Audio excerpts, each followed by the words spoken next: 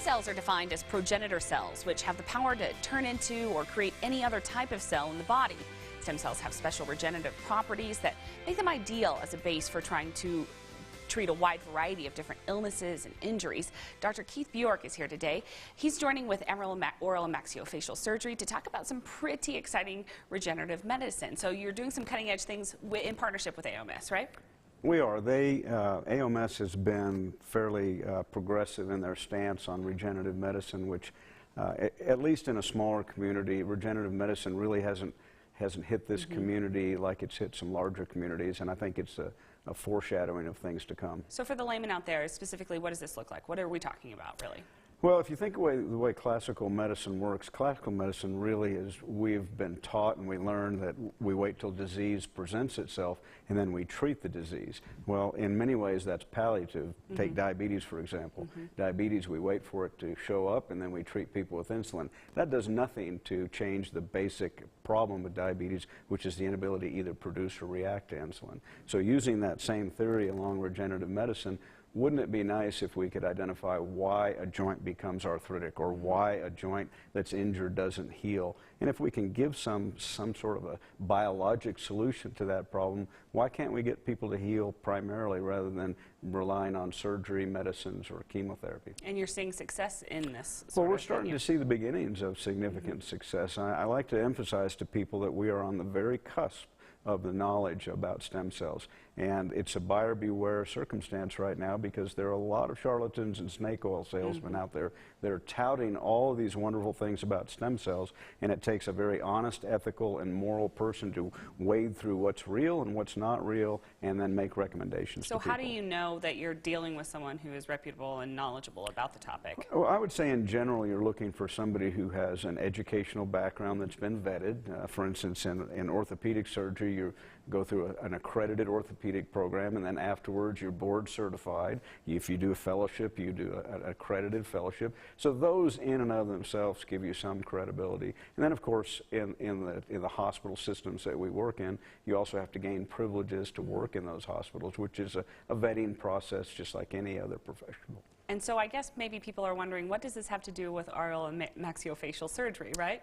Well, some of it's because, believe it or not, the dentists were some of the more progressive people when it came to regenerative medicine. My interest in this field actually came from reading an article given to me by one of my dental colleagues and a friend.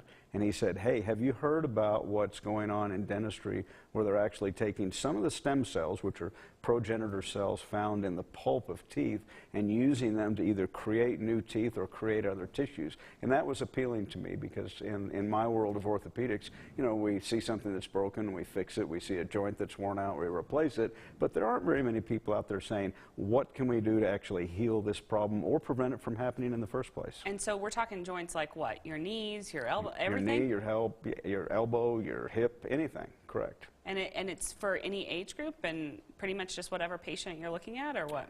Well, there obviously, those are criteria that are being defined as time goes on. But what I would caution the general public against is don't just see a billboard that says stem cells and assume that what they're doing there is correct. You need to go in and have a physical exam. You need to know who's giving you, quote unquote, the cells. You need to know what the source of the cells are and what the education of the person giving you those cells are.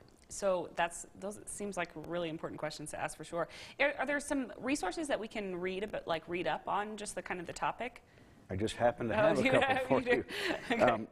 There's a lady named Alice Park who wrote a book called The Stem Cell Hope, and she is a very good technical writer that basically took the whole idea behind stem cells from when we discovered them to present and gives a very nice layman's version of where we are with stem cells. This book is actually several years old, and since that time there have been many, many more advances in regenerative medicine. We just don't have a current book. The second book I'd like to mention was a book that's about CRISPR technology, and I don't know if you are familiar with CRISPR, but you know, you try to tell people what it means. It's clustered, regularly interspersed, short palindromic repeat. So that's a mouthful, but it was actually discovered by two ladies, both of whom were exceedingly smart, one of them in England and one of them in Sweden, and they figured out how to take a gene mutation and very easily remove that from the genome or somebody's DNA and replace it with normal. Well, imagine the ramifications happens there. And I believe that in our lifetimes we will see many of the diseases that were previously thought of as incurable as being cured via gene therapy. And it all fits in with regenerative medicine, because to me, the definition of regenerative medicine is how to harness the body's innate ability to heal itself. If you think about it, if I took a scalpel and I cut your arm, you'd heal, correct? Would there be a scar? Yeah, maybe. Well, no, unless you're a super person, you're going to have a scar there, right? Yeah. So, is that or real? you use a lot of Mederma, right? But even under those circumstances, you will have a scar, correct? Right. All right. Is that scar real healing? And I would submit to you, no, it's not. It's fibrous healing. It's the best your body has. Would it surprise you to know that in the first trimester of pregnancy, when a fetus is in the first 90 days or so, is they can lose an arm or a leg and then regenerate it in the first trimester. Once they get into the second trimester, you lose that ability. Well, why is that? Why did we have that incredible regenerative capacity in our early stages of fetal development, but we lose it as time goes on? I ask the same question: why does a newt or a salamander have the ability to regenerate a tail or a limb? Because they have not lost that ability, so their genes allow them to regenerate a limb. And I think that as humans, we will come to a time where we'll learn to understand that process and perhaps how to actually reproduce it. It's really interesting. I think it's very interesting. Yeah, and it's promising as a medical professional, right? Like, it's so Well, exciting. it is. Stop to think about this. Is in 1960, we spent about 5% of the gross domestic product in the United States on health care. All right? Now, in 2013, it's 17%. Well, that's almost $3 trillion. The United States alone spends 2.5 times as much per person on medicine than any other developed country. Now, I still think we have the best medical care on the planet, but it's also the most expensive care. What I would like to see happen is let's quit just putting expensive Band-Aids and treating symptoms, and let's start trying to figure out how to prevent the problem or cure the problem in its entirety. I'd love to be able to see something where you could make an incision and there is no scar because the skin simply heals.